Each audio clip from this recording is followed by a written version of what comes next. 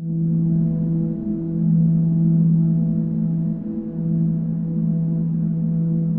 are the Nagas? Where did we come from? Who were our grandparents? And how did we settle in this land?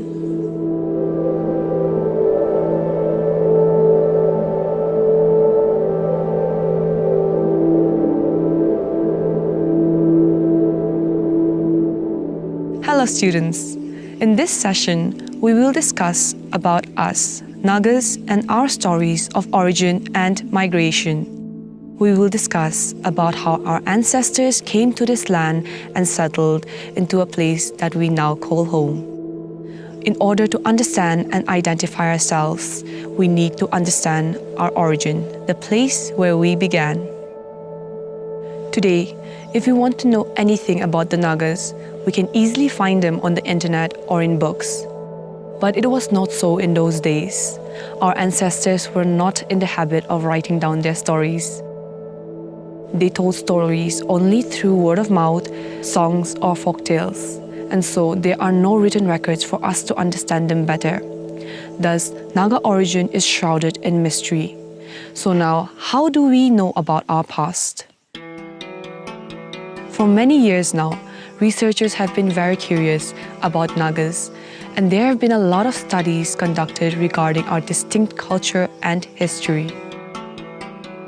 Although the exact origin of the Nagas is not known, there are many theories that help us to understand them better. Let us now look at how the word Naga came to be used. We do not know the exact meaning or origin of the word, but here are some generally accepted theories. One theory states that the word Naga is derived from the Myanmarese word Naga, meaning people with pierced ears.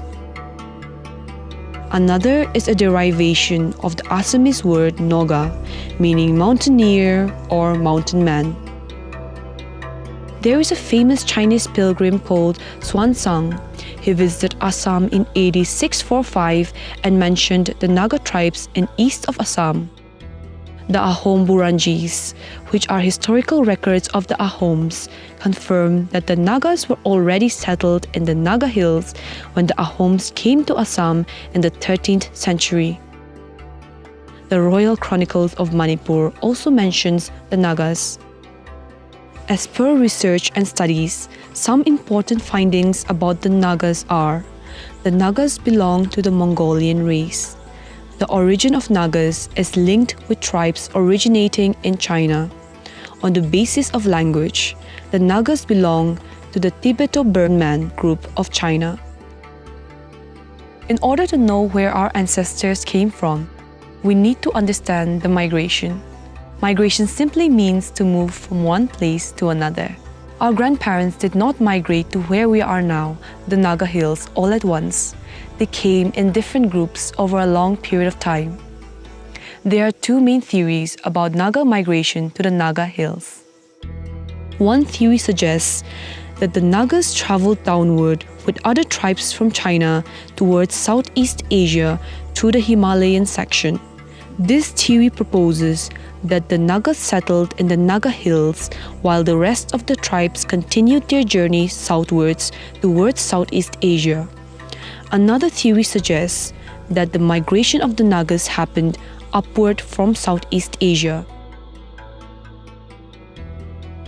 The cowries and conch shells that are used in our traditional ornament and shawls may mean that we once lived near the sea.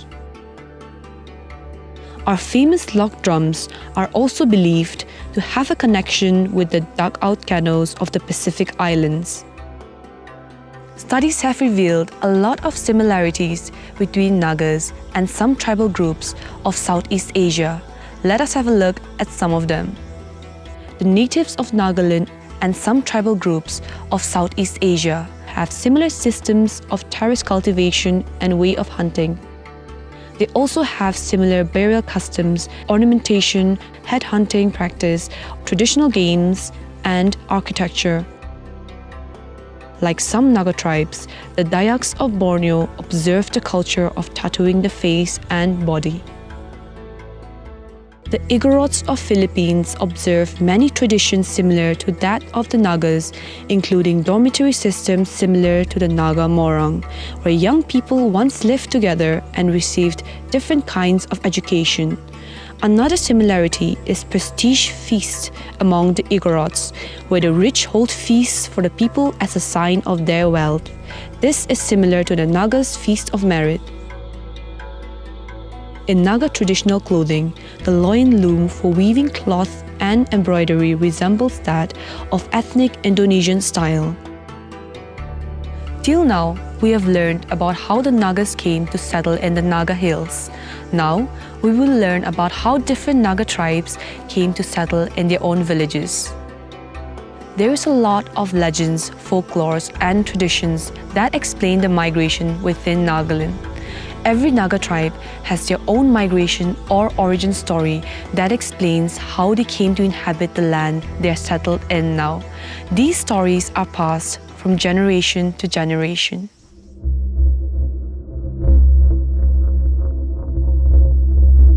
One particular migration story is about a magical stone that multiplied paddy in Kejakeno village of Pek district. This legend forms the foundation of migration narratives among the tribes of Angami, Chakisang, Lota, Rengma, and Sumi, who later parted ways and went to different directions. The tribes of Ao, Chang, Kemyungan, Sangtam, and Yumchungur is believed to belong to one group and migrated from the east. Naga legends also mention a lot about traveling through big rivers or mighty waters in the course of their journey. After their migration, our ancestors lived in isolation in this land for a long time. They were not disturbed by outsiders, which helped in preserving our culture and tradition. When the British colonial rulers came, they adopted the term Naga for the tribes living in the hills of the east of Assam.